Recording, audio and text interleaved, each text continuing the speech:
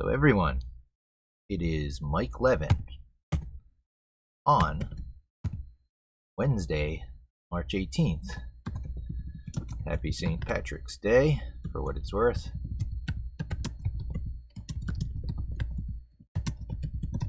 This year.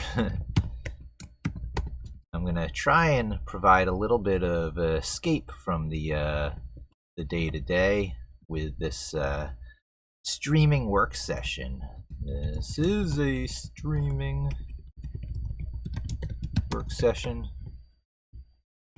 because I can. I'm a YouTuber who doesn't edit anyway, so live is fine. It's a bit more for me than it is for you, but there's some good in here for folks interested in the same topics, similar topics, like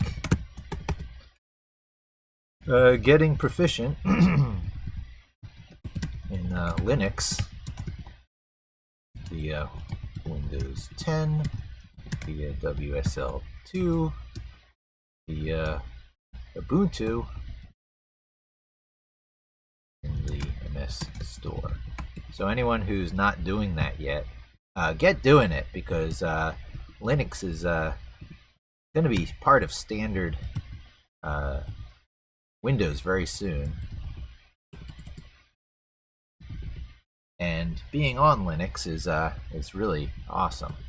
You get to run your code in standard context, which opens a whole lot of worlds to you, from robots and drones to web servers to just doing little data science projects locally on your machine. So most of that is Python. So getting started with Python and just using it, getting proficient in Linux, but thinking in Python, which is named after Monty Python. I feel like I need to add at these types of points because it is not a programmer language like a term like Python might make you think.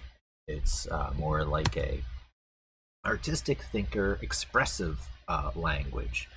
I always forget right brain, left brain, but Python is not Java, which is more of a bro language. Python is unlike many things you've ever encountered, but it's probably close to English, but better.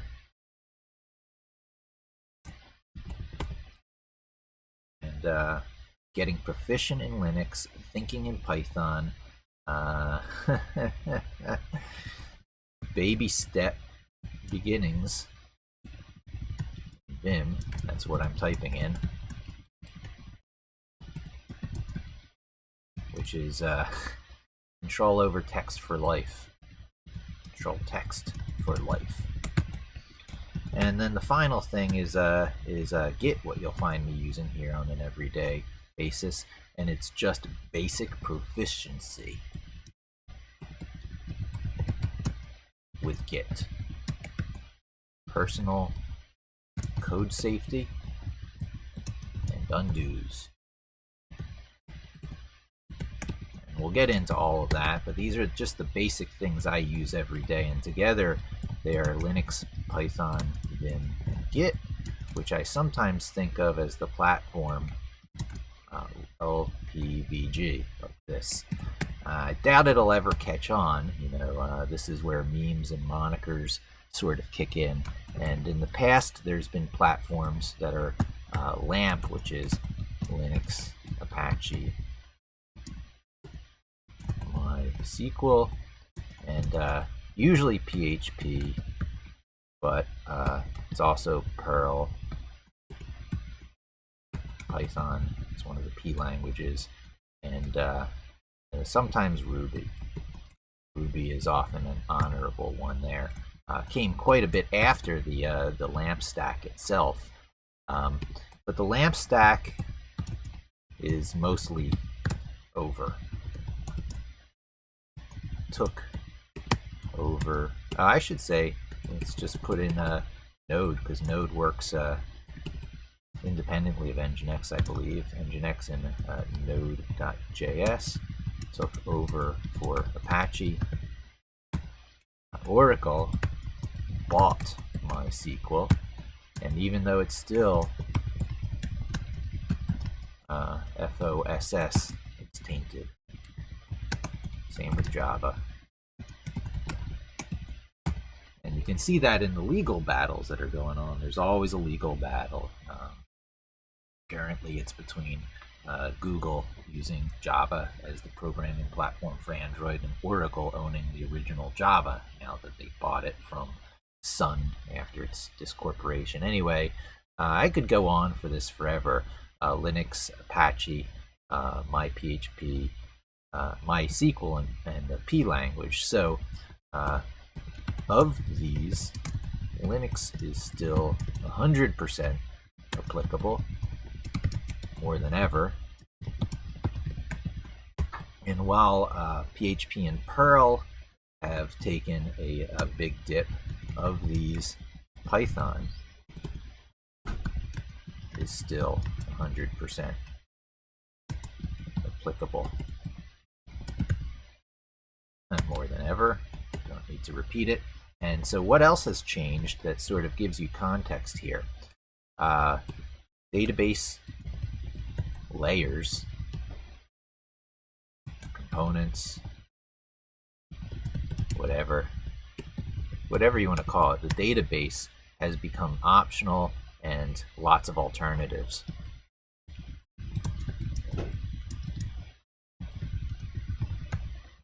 I want to put lightweight alternatives, smaller alternatives, because DBA stuff, database administration, is a really big deal. So having a full-fledged database of the sort that's popular in this sort of world, MySQL, Postgres.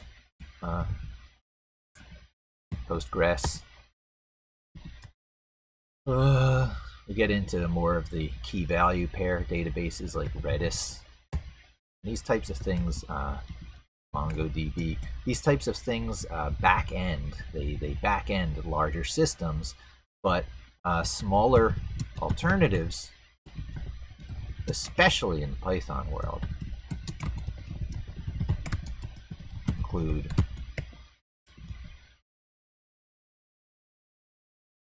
local object persistence. And there's a bunch of ways to get that in standard Python with no libraries or anything, and that's pickle and shelve. And if you go bigger than that for local database, SQLite is included with Python. Most Python installs these days put SQLite onto your system. And all these things, the pickle and shelves, are really no SQL databases with an old Unix thing in the background, key value pairs. There's something called, I think it's DBM.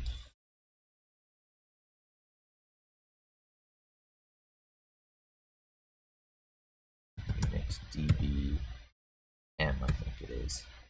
Sure I have that right. Yeah, DBM.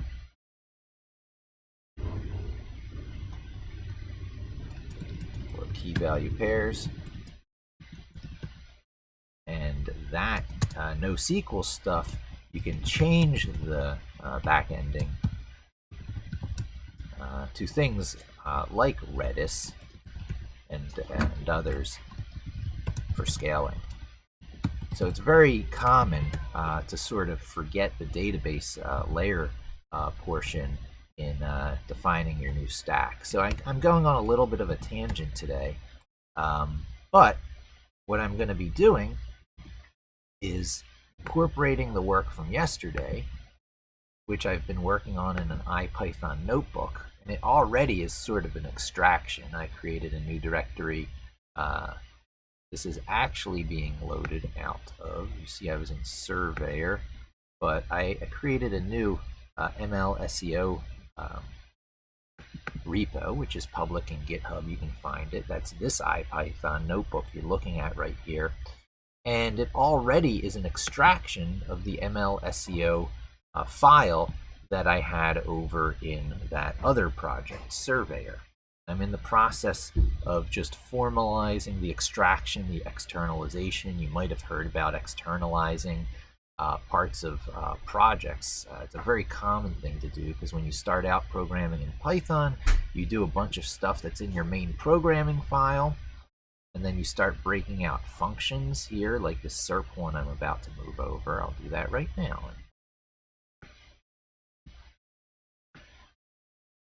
And I no longer want to particularly put it into the IPython notebook here. I want to put it into an MLSEO.py, just like this one, but now in this directory, where you see I started it out by using, in a prior video, I just used the Unix or Linux touch command to create this file, so it's completely empty. So step number one is to, I guess, copy the things over from yesterday's work, then do the import and show it working with an import rather than the local files. Now, I guess I'll do a before and after to show you the local files again. So first I'm going to kernel, restart, clear all outputs. I wish that was a hotkey. You see, just restarting the kernel is 0, 0, but restarting the kernel and clearing output sets these things back to no numbers, and you can watch them run and go into memory.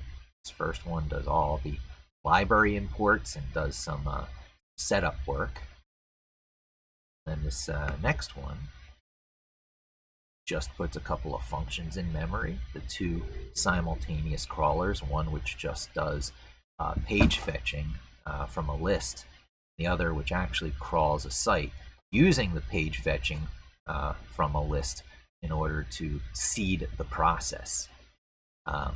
This is the links function that's actually used in both of these. You'll see that links function is invoked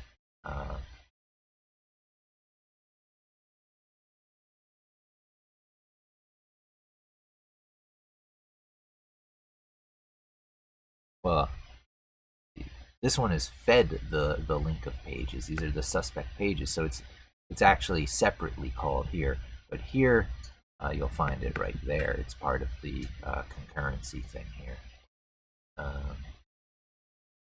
Landing page resolution. Not need the link function. Okay, so anyway, we put the link function in memory.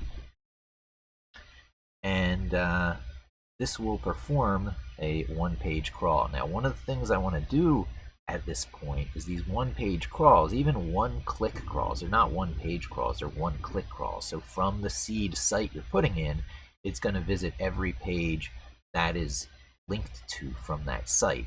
So it's a pretty big deal. This could return like 100,000 pages or so. So I'm going to make sure that I limit that. I'm going to do that right now. And I'm going to add a parameter if it's not already there for one-click crawl. And it's going to be max pages equals. And I think I'll make the maximum number of pages 500 for now. Pulling back 500. Visiting 500 individual pages, still quite a lot. This is different than links collected. When doing crawler type stuff, you really have to keep separate in your mind the two different concepts of links collected, which is going to be a really big number, and actual pages visited in the crawl, which is going to be a much smaller number. And visit us is being set to a list of URLs being pulled out of what's being fed in as the site.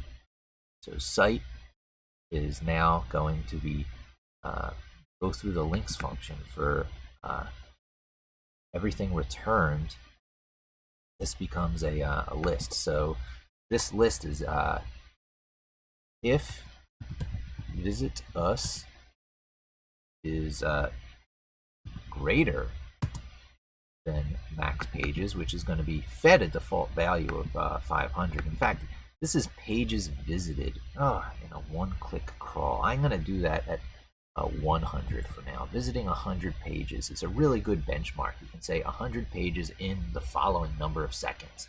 And if you know you've always pulled 100 pages, or at least a max of 100 pages, you can compare how long it took, and it has real meaning because you know it's 100 pages. So if visit us is greater than 100, then visit us equals a slice of visit us.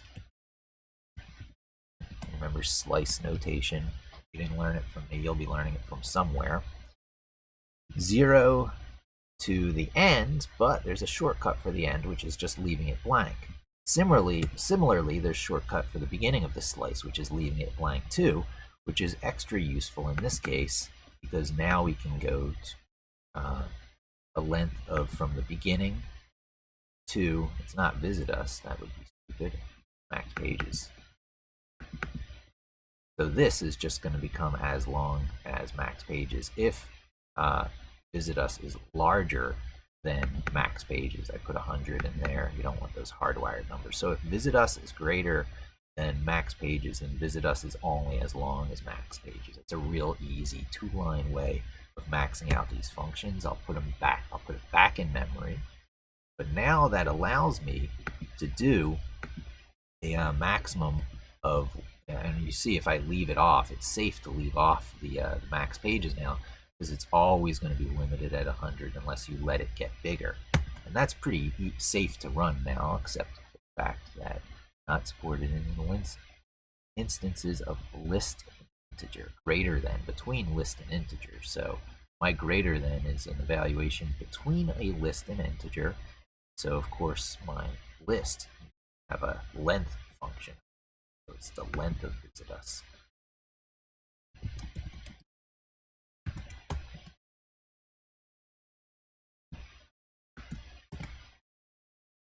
And this doesn't have the transparency I would like because of concurrency.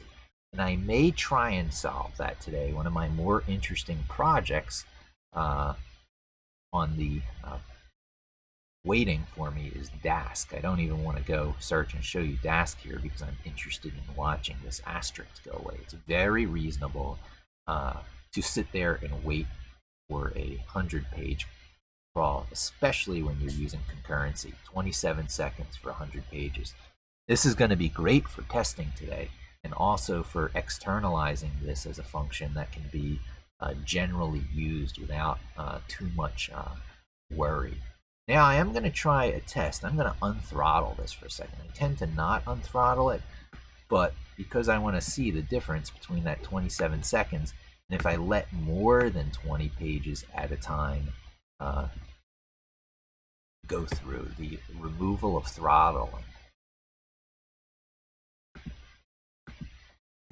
So 27 seconds might become much smaller, but it's also a little less polite, and I'm not sure if I would keep it that way, even if it comes back much smaller. But for the point of doing this sort of stuff, we really have to know. We have to bracket the problem. What if I did it unthrottled? How fast can I cram all this through? And if it's 23 seconds, it's really not enough of a speed gain to risk clobbering sites. Although every second really does count, the argument could be made both ways. So I think I'm going to have a default throttle, then parameterize the throttle. So first thing I do is I undo that change here.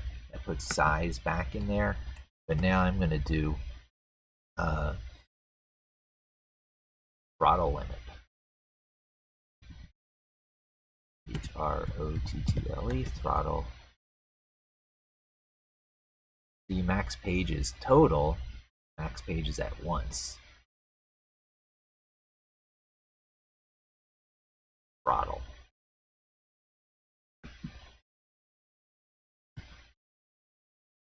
its size here, but it's the size of Throttle or.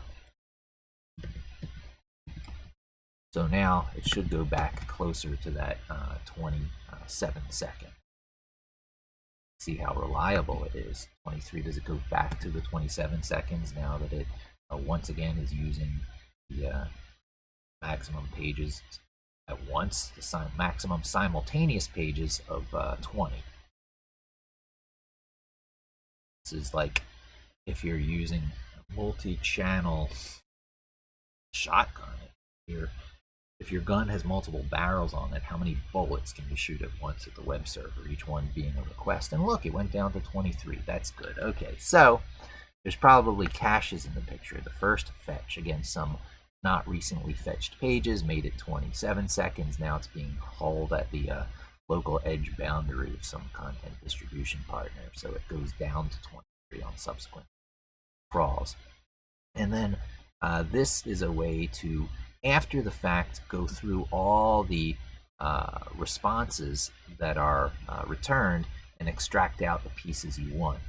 I think I'm going to keep it that way. I had the choice of internalizing this in the function so that all that comes back is the extracted links, but I'm going to want to play a lot of games on the extracted links, including whether or not I even expand them. So I'm going to keep this logic on the outside, and this library is going to very much be about understanding Kenneth Wright's requests and gRequest library, because you're going to have to interact with these objects and not returning necessarily simple lists. So we have just seen it work. This last thing here is extracting the links and showing how many links got extracted in this up to 100-page crawl. I should probably tell how many pages actually got crawled, but you can see it's 1,444 links, which is just about right for this project. I don't think I'd really be able to handle much more than that many links per site I crawl. Especially if I'm going to be taking those final links and expanding them to get rid of fake links, get rid of broken links, to expand, shorten the links. But at any rate, now to deliver the part that was promised in this video, which is turning this into a generic package, which is about this difficult. Totally different ways to do this, but I'll do it this way. Copy, paste.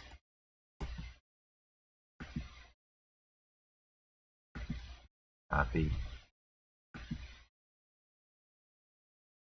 paste.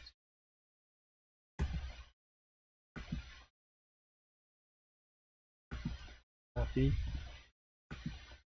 paste. And one more guy that I want to get here. This is just normal program structure. We don't necessarily want that in the library, but the other one I was talking about was this SERPs one. Copy,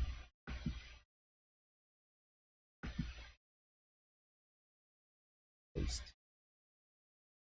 Now MLSEO.ipynb doesn't make a lot of sense. We actually are going to be experimenting with all kinds of outer loop or users of this package, kind of throwaway files. The library is what's important. This thing being imported, it's not going to work entirely like it did before, because paths are going to be different, the namespace is a little different. So we don't really want this one around anymore, and it's probably just going to confuse me. So I'm going to quit out of that one. And I quit out of all of Jupyter Notebook. I got to be very careful when I do that kind of stuff. These are not browser tabs that get quit out of the same way as browser tabs. These are Jupyter Lab tabs. When you quit out, you go like that, and you want to check what's running. And only one of the MLSEOs is running, and it's the one in the correct directory, so I keep that running in memory. It's interesting that the .py files can be running in memory just like the IPython notebook files. This IPython notebook file suddenly becomes less relevant, and I just want to look at it on how I use it outside of functions. That's the only thing that is worth keeping anymore. And that would be this line, not even the other lines. In fact, I'll do a Shift M, merge them, pick that up, and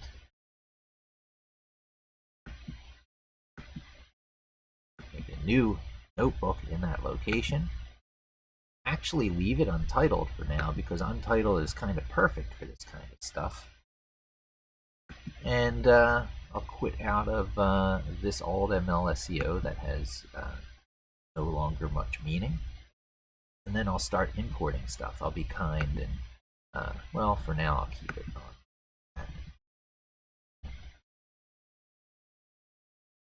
Import MLSEO.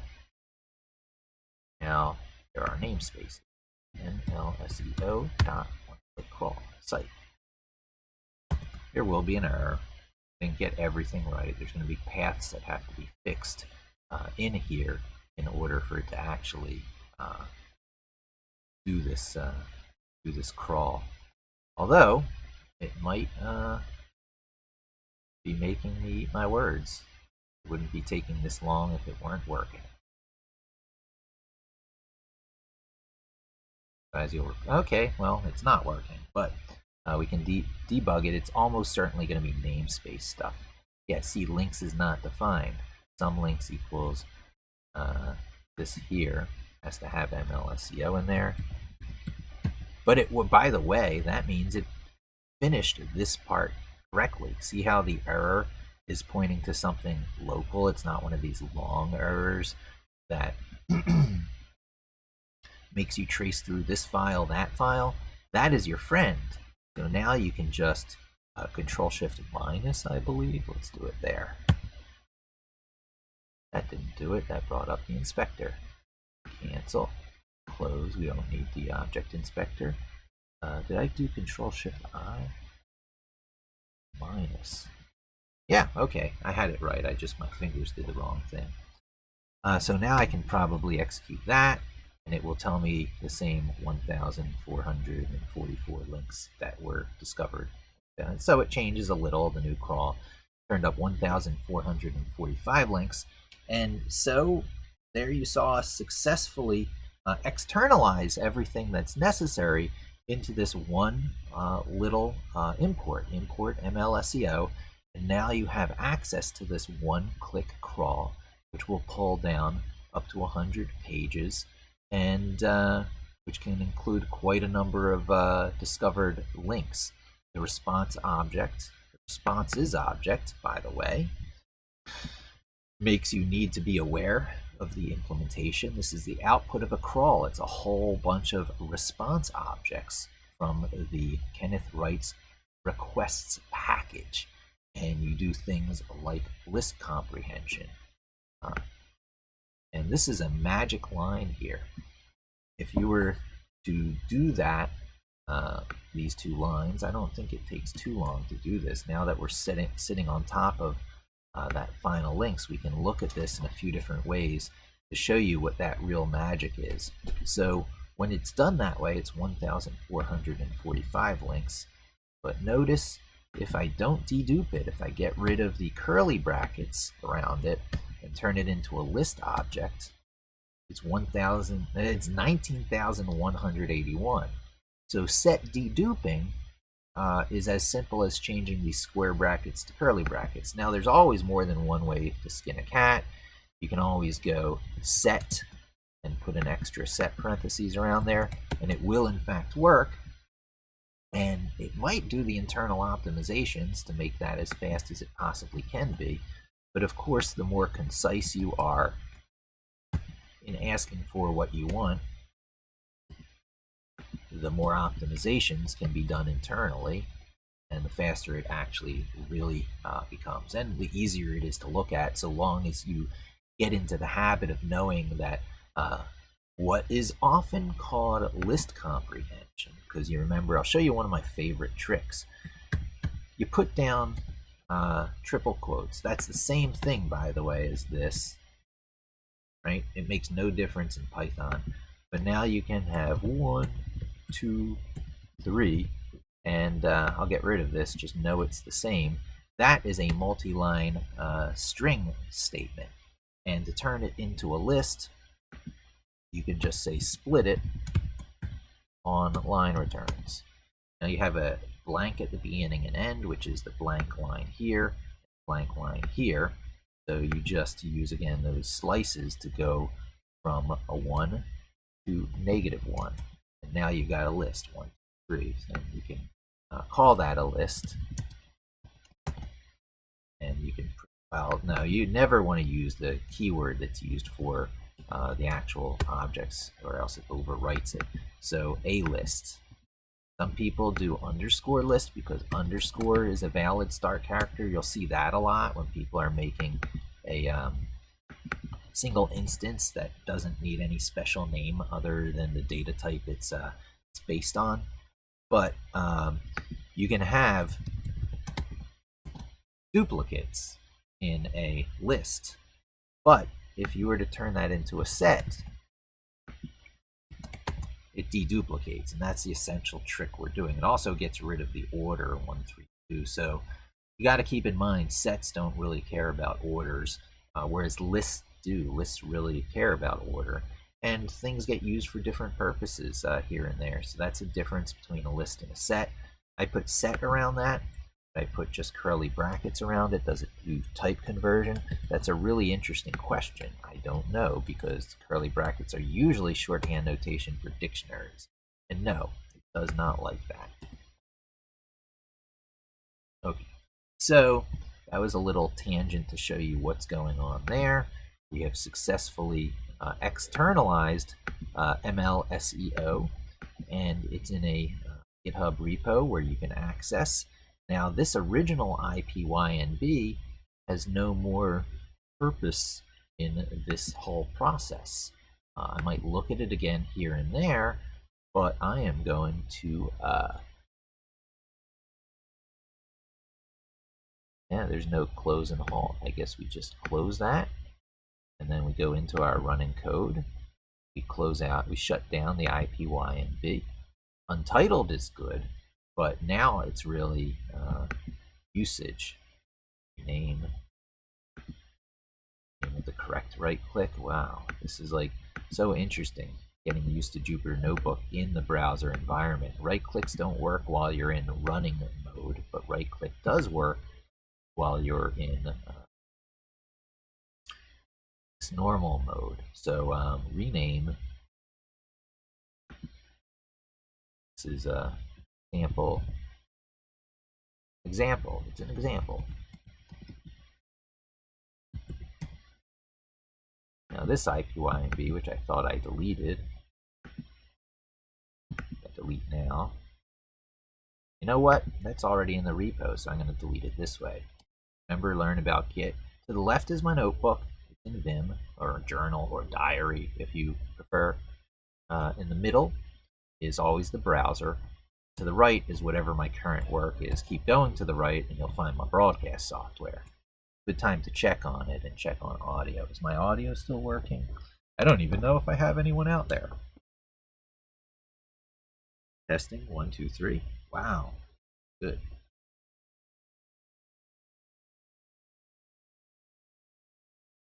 Okay, so here, Control-Shift-T, which is the same as clicking that. I open a new terminal.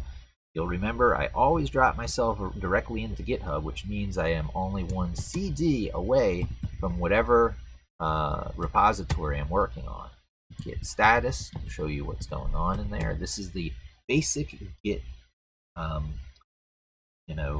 competency that I'm advocating you learn. So we've CD'd into a directory through the Linux shell. It's better to do than these terminal shells. Your other route you're going to be finding on Windows, which is not the worst route, but you're going to end up in a command line. You're going to be running Python, admittedly a really good version, off of python.org after the first time you try typing Python into one of your CMD windows. However, these directories you're going to be in as you cd around. So GitHub, cd MLSEO. See, I can get to these same locations there, but now you're dealing with a C:\\/ world, whereas here it's the forward slashes. And as a friend online pointed out, if I change that cd to my Linux home, I can now get back to my directory by cding to $win and now have an environment variable to bring me there.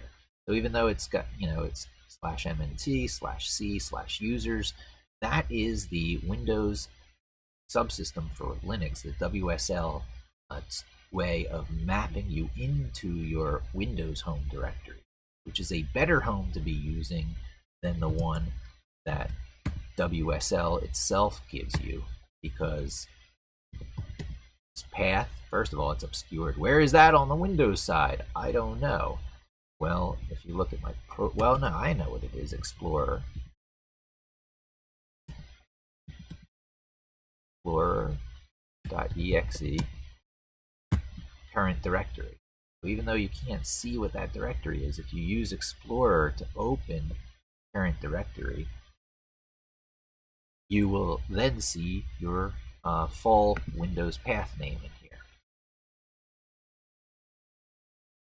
Now using the WSL, I got to change. I did WIN, but if I do WSL $, I'll be exactly compatible with what's already. In fact, I can just see that they already have an internal one, and I'm going to switch to using WSL $, or my home command, which does the same thing. But in my profile, I have an exporting of this to uppercase win, which is no longer necessary, because if I'm in my GitHub location,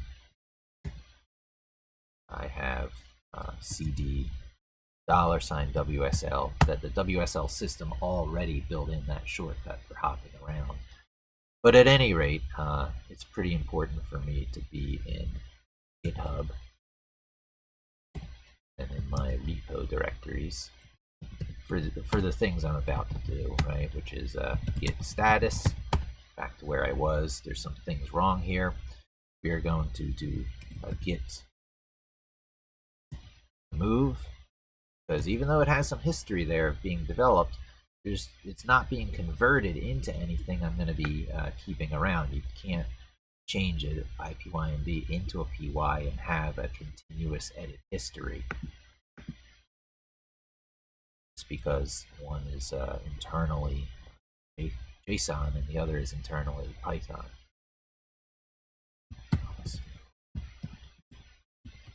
Take that out of the repo, and then MLSEO is already in it. It's been modified. That's good. Hit add example, and then we're going to edit our. Going to see what's in the crawl. I don't think that should be necessary here anymore. Yeah, I must have run the old crawl function from this location, which created some of this cookie, not cookie, but pickle data that is used in housekeeping on a site crawl, which is no longer necessary since I changed my site crawl from being sequential to concurrent. cd.rm-rf crawl. That's recursive and forced. I could probably just do it with forced, but recursive might be necessary because there's files inside. But at any rate, I'm deleting the crawl directory. Now I do a git status, and all that's really wrong is the PyCache location. Now, I used to refer to the checkpoint location from notebooks as if it were this location. If I were to cd into this, you would see that what's in there is these .pycs. This is compiled C code, C Python. So this used to be some other kind of thing that wasn't in subdirectories under Python, and it put these files side by side with your .py files. But now it does this PyCache thing, which doesn't need to be backed up in your repo, and you don't need to be looking at it. So cd ... and if I were to look at everything in this directory, ls-la, you'll see one of these invisible files, which is gitignore. So I'm going to vim git ignore, and just add this new thing. And now it's really the checkpoint location for Jupyter, or IPython, which is the engine underneath the Jupyter stuff, and the location for compiled C Python, the just-in-time compile stuff. I save that. Now I do a git status, and all is good except for the fact, oh, I didn't add the example. Oh, it is added. It's just, well, git add example, git status. Okay, it looks exactly the same. You can add it multiple times. I've added it before. It knows it's a new file. I guess it would have been an untracked file had I not done that. The double add does no harm, but now it's time for a git commit.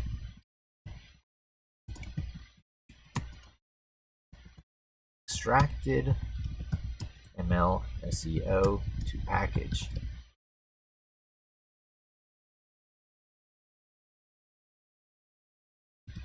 Hit push.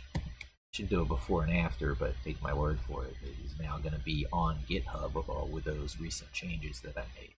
This is a great beginning place to start for my exercises, because now these example files, the goal here is really, when externalizing something like this, is to make it so that you're looking at far or fewer stuff. I mean, look how beautiful and clean all this is for making loops that really do this kind of stuff. The outer loop, all that should ever end up in your work file, big file. This is why discussion of frameworks is so difficult under Python, or other languages. It should be more difficult, because you're gradually layering stuff up with imported libraries, so that all you are left thinking about is the pure problem of the problem domain at hand, and not all this external, not all these other internals that work by convention. You'll hear things working by convention under frameworks. That's what frameworks are: opinionated ways of how things should work.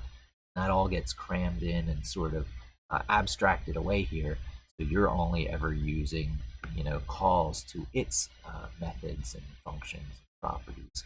There's some object-oriented notation going on here that Python makes you forget that you're really working in object-oriented, even when you're not. MLSEO package. There's a method of the MLSEO package called links. There is also a method of the MLSEO package that I've tested at this point called SERPs. SERP. And I believe I can just give it a keyword, and I'll give it a keyword like for Linux. My version of Linux that I've released. You can see it has a tiny little side effect. Well, it's got a big side effect of showing. I didn't populate. Okay, so I only got 10 results, which is the default. I keep it that way to be polite to Google. I show this time that it's been executed so that you know whether it's been cached or not. And it's just dumping the output because I just called it directly without setting a value equal to it. This is Jupyter Notebook stepping in and printing the output of this function. It's our responsibility to dump it into an object so that we can do stuff on it. Other stuff to notice is that I actually am returning a tuple. See the parentheses around the outside? And inside the tuple are two items. One is a response object, just like during the crawl. So you can see everything that Google sent back as a result of this search. And then the second tuple, second item inside the tuple, is a list. You can see that by how the square brackets begins and ends there. And inside the square brackets is a series of tuples, which have, on the one hand, on the left-hand side, the URL, and on the right-hand side, title, just in case you want the title that came back from SERPs. So I can say, well, before I do say anything, I actually want to load the package up. Now you're going to see my workflow. You can totally just click on MLSEO here. It'll load into Jupyter Lab, and you could edit it here. But I'm a Vim guy, and once I externalize a package, I want the power of Vim. So just to make sure there's nothing intruding on, the only thing loaded as in memory by Jupyter Lab is the example, and we don't have to worry about that. These are not loaded. I should have been able to tell that by a lack of a green dot next to it. And this one now is unnecessary. I thought I deleted it. Oh, we just have to do a refresh. I did delete it. I just have to refresh, and Jupyter Lab will catch up with the changes that I made from the console. Is that true?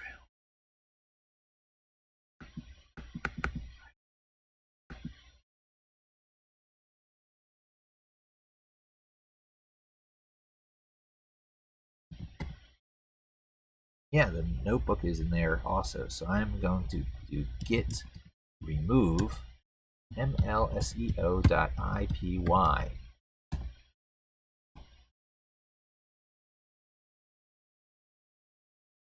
Now I do it.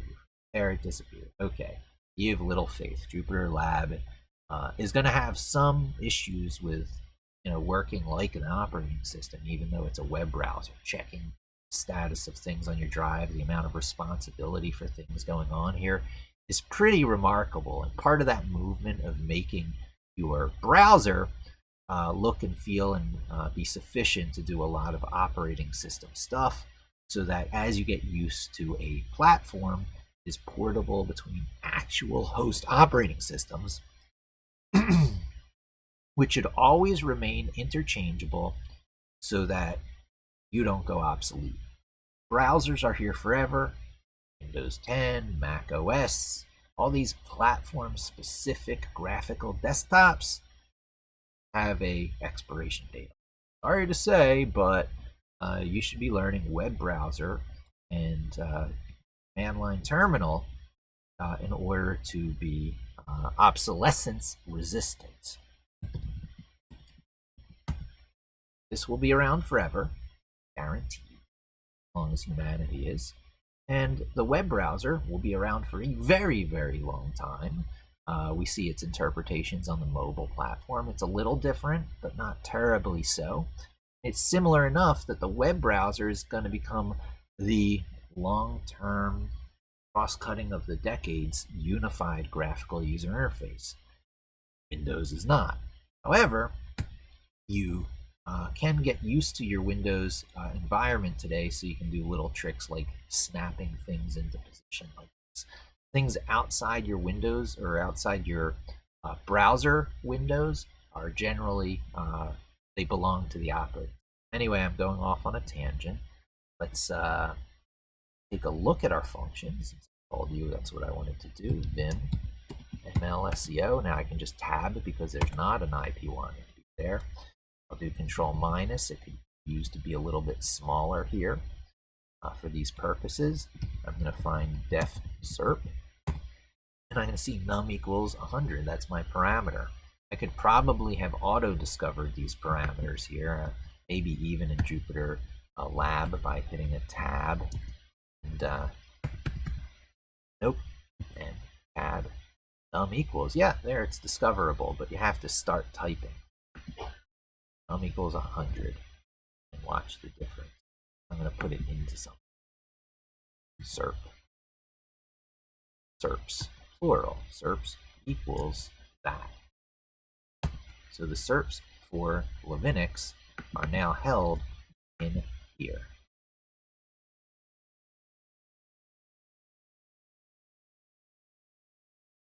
I'm going to have to suppress these warnings. That's the monkey patch I did. But there is our results for Linux. First 100 pages of results. Now, if you download this library and use it, be kind to Google. If you do this over and over, you're going to have to go to another tab, visit Google, solve the CAPTCHA, and don't do it. I have ways for you to not have to do it, and I'll show you that with the caching. First, I'm probably going to clear the cache, then I'm going to use the cache. But at any rate, before I clear or use the cache, I'm going to show you how you can interact with the SERPs object. First of all, it's got multiple things in there. So if you just wanted to see the response object, this guy, that is 0. If you just wanted to see the SERP results, that is 1. If you wanted to step through the SERP results, that is list comprehension. If you wanted to get just the, say, title tags,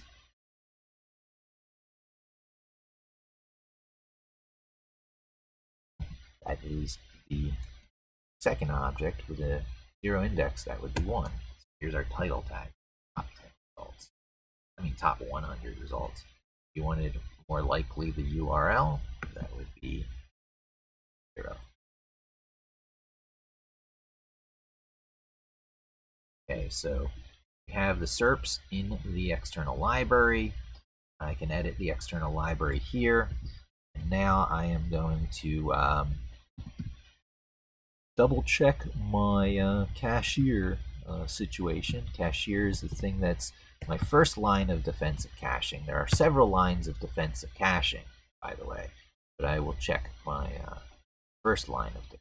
It is in fact cached here, but I want to clear my whole cache. And when you're using cashier, it wraps your function in another function, decorators. That means that other things are being done to SERP. SERP is being fed as an input parameter to cashier. And so when you're calling this, you're really calling a function internal to cashier, but it's able to call SERP because it's being passed in as a parameter. It's crazy stuff. But because it's passed in as a parameter, they can step in and do stuff like start treating this as object-oriented and adding properties and stuff to it. One of the properties that's added is clear cache. So since it's cached, and I just fed it this for the first time, this is a side effect to let me know that the cache is actually being used. If I were to run this again, because as I just checked, I know it's been cached, no side effect output. Does not print anything for doing that. It did not hit the search engine again. Notice how fast this is. Right? Safety net. Cashier is being used so that you don't abuse Google on days like this where you're working from home and have lots of time to play around with tools like this. And, you know, Google doesn't want you to be hammering on them constantly. The same exact results come back. That object is populated as exactly you might imagine it is. I'll hide its output, and then I'm just going to clear the cache here. SERPs exist as an object, an output of the SERP method or function of the MLSEO library. That means I'm sitting around on an object called SERPs that I can do this sort of stuff with, but I can do other stuff because it has gone through the decorator. It has had a number of, well, I don't even see it. Let's give it a try. Oh, yeah. It's not the output of the function that has had stuff added to it. It's the function itself. I didn't add these things. You'll notice there's a clear cache property of MLSEO SERP. I didn't add that. Clear cache in there, except it is wrapped by cashier, so it makes sense. Means that I can use it.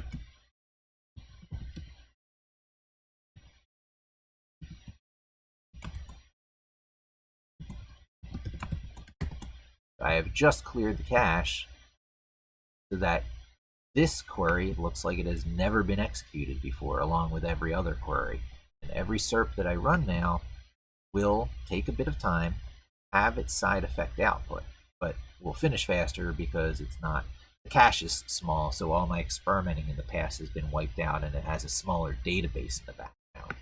But it's repopulated, and I did a one-time clearing cache, which is a nice safe way to do it. Once you learn to do this sort of thing, now you don't have to clear your cache manually so much through parameters, and you can leave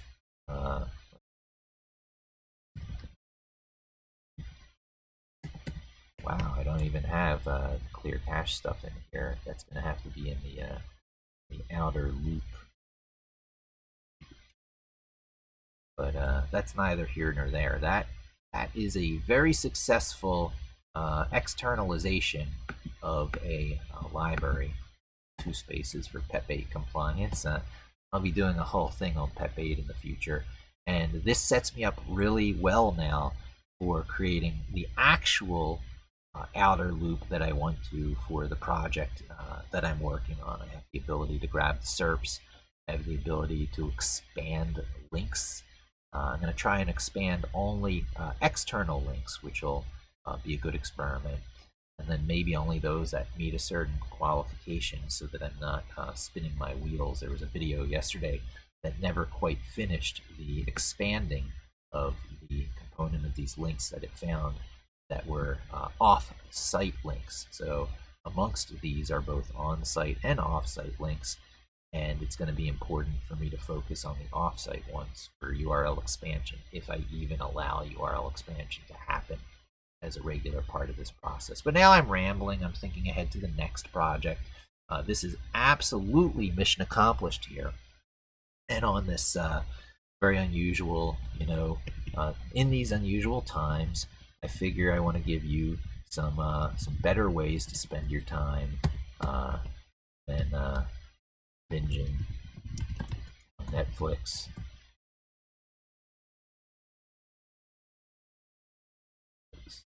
You're binging on Netflix or any of the other programs.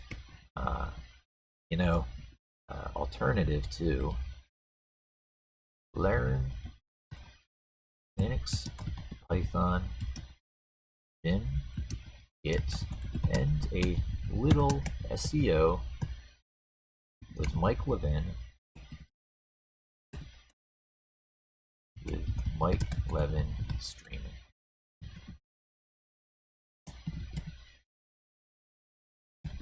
As an alternative to binging on Netflix. Other distractions, losing focus. You're all working from home, so there's going to be a lot of losing focus on distractions. And the important thing to know here is that the thing you're trying to do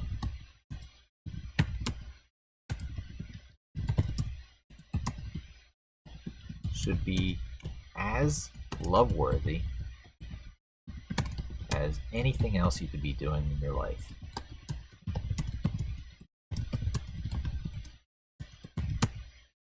So in my mind, the only excuse you have to not spending time on a better thing than all those distractions out there that are gonna, get you at home is it's not an alternative to quality time with family, your loved ones. Forget family, the loaded term, it's loved ones, spending time with loved ones. Time with loved ones. Which does bring up the point that I am actually a father with my child living somewhere else, and I want to keep in touch with her as much as I can, and I would rather be streaming with her, reading, but these are work hours and I need to work towards my end goals. But I'm going to look at doing these very same streaming things to practice what I preach on the personal front too, and put this kind of ability that I have to do this into helping her and listening to her and advancing her life. So this is really all about advancing life forward in difficult times, making the best of it, and funneling your energies, so you're better off in the end. course, you know how I feel about Linux, Python, and Vim, particularly the Python side being basic competency and literacy in today's tech world. So, this stuff is fundamental to the modern information economy. More than ever, the more it's information in the economy, the less physical goods and interaction has to be done with people. So this stuff is fundamental to the modern information economy, and the workers, the modern information economy used to be called by Peter Drucker. We used to be called knowledge workers.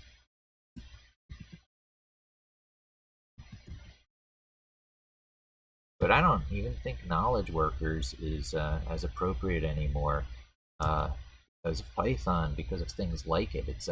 It's how-to-do workers. It's knowledge of process workers, info-capable workers. So automation process-capable workers.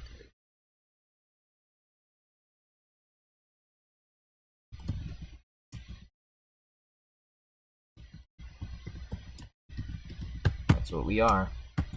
Anything that can be done by cobbling things together can be then moved over to automation systems, parameterized, and you get compounding returns over time based on your knowledge and abilities rather than your money in the bank or the market, which you see how good that abilities that are valuable. Of course, they're valuable because they're relevant to everything all the time.